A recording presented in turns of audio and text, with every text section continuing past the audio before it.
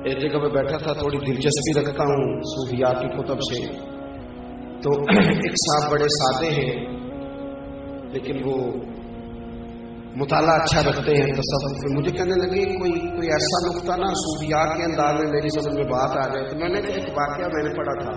آپ کی توجہ ہے آپ حضرات کی؟ تھک تو نہیں گئے آپ لوگ؟ حضرت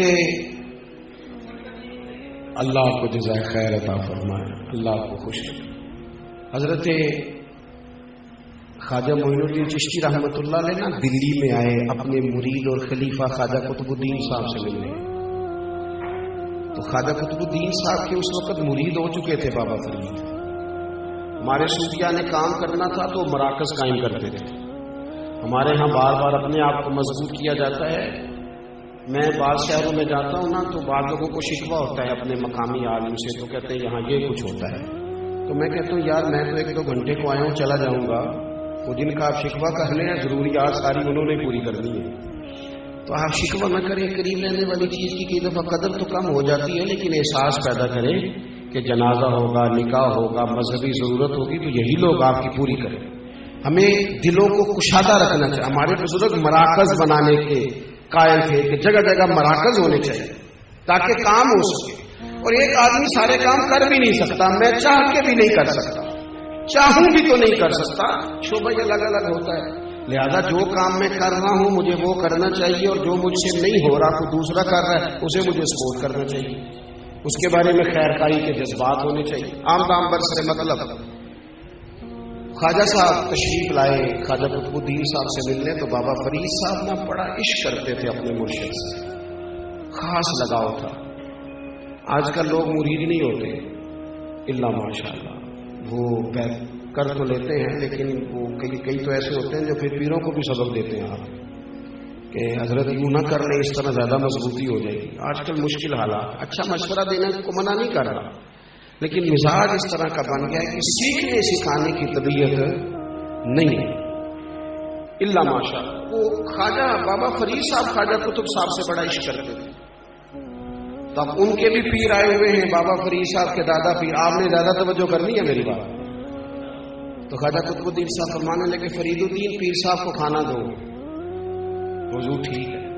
انہوں نے وہ ٹرے اٹھایا کھانے والا اور گھما کے لا کے نا تو اپنے پیر صاحب خواجہ قطب صاحب کے سامنے رکھ دیا. اب 14-15 لوگ بیٹھے تھے وہاں محفل میں. خواجہ قطب الدین صاحب کہنے لگے فرید الدین کیا کرتے ہو یار؟ میں نے تمہیں کہا پیر صاحب کے سامنے رکھو، حضرت خواجہ معین الدین صاحب کے سامنے. وہ حضور میں بھول گیا تھا. پھر وہ کھانے کا تھال اٹھایا، پھر وہ ساری محفل گھمائی.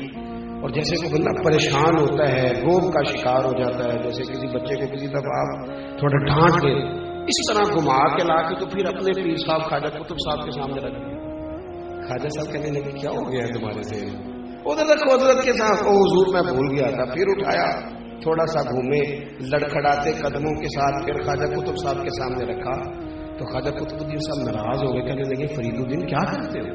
شکل سے کام لو، حضرت کے سامنے رکھو. جب انہوں نے یہ بات کی نا تو بابا فرید رو پڑے، کہنے لگے حضور غلطی ہو گئی ہے، میں رکھنے لگا ہوں. جب وہ روئے تو حضرت خواجہ اجمیر نے اٹھ کے نا تو حضرت بابا فرید کا ماتھا چوما اور خواجہ قطب الدین سے فرمانے لگے قطب الدین اسے نہ ڈانٹ یار، اسے تیرے سوا نظر ہی کوئی نہیں آتا. اس کی نا مجبوری سی بن گئی ہے، اسے نظر ہی کوئی نہیں آتا. تمہارا قادیانی کانا ہو یا کوئی اور ہو، تم یا کوئی فلسفی ہو یا کوئی لیبرل ہو، تم ساری چیزیں سنبھال کے اپنے پاس رکھو.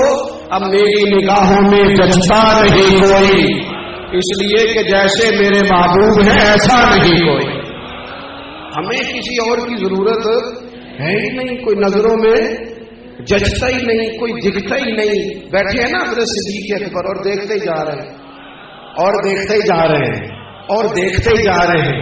میں نے اسے اتنا دیکھا اتنا دیکھا اتنا دیکھا جتنا دیکھا جا سکتا تھا. آخر پھر بھی 2 آنکھیں تھی، کتنا کو دیکھا جا سکتا تھا. حضرت صدیق اکبر دیکھتے ہی جا رہے ہیں، دیکھتے ہی جا رہے ہیں. تو کسی نے کہا کیوں اتنا دیکھ رہے ہو؟ فرمانے لگے دل کرتا ہے بس حضور بیٹھے رہے اور میں زیارت ہی کرتا ہوں. دوستو امت وابستہ ہے معبود سے. سازشیں ضرور ہوتی ہیں، شرارتیں ضرور ہوتی ہیں، لیکن ہم وہ لوگ ہیں کہ ہماری اولادیں، ہماری ماں باپ، ہماری نسلیں، یوں محسوس ہوتا ہے کہ جیسے یہ ہمارے گھروں میں پیدا ہوتے ہیں لیکن حضور کے غلام ہی پیدا ہوتے ہیں. یہ جڑے ہوئے ہیں نبی پاک سے. شرارتیں اور سازشیں ہو رہی ہیں، بس کرنے کا کام یہ ہے کہ ہم نے تھوڑا جاگتے رہنا ہے. ہم نے جاگتے رہنا ہے. بڑے لوگ بڑے روپ میں آ کے باتیں سناتے ہیں. جاگتے رہنا ہے، ہوش میں رہنا ہے. سونا جنگل رات اندھیری چھائی بدلی سونے والوں. ایک ہمارے بزرگ اس کا اور معنی بھی کرتے، کہتے ہیں سونے والوں. سونا نہیں ہوتا گولڈ، کہتے ہیں ایمان کا سونا ہے تمہارے پاس. سونے والوں جاگتے رہنا، کیونکہ چوروں کی رکھوالی ہے. تمہارے پاس ایمان کا سونا، یہ چرا کے نہ لے جائیں، مضبوط رہے. آخری گزارش میری آپ سب کی خدمت میں یہ ہے، میلاد شریف کے ایام قریب ہیں، محفل کرنی ہے، گھر گھر محفلیں ہوں گی. حضور کی سیرت پاک کا ایک باب ہر محفل میں بیان کیا جائے.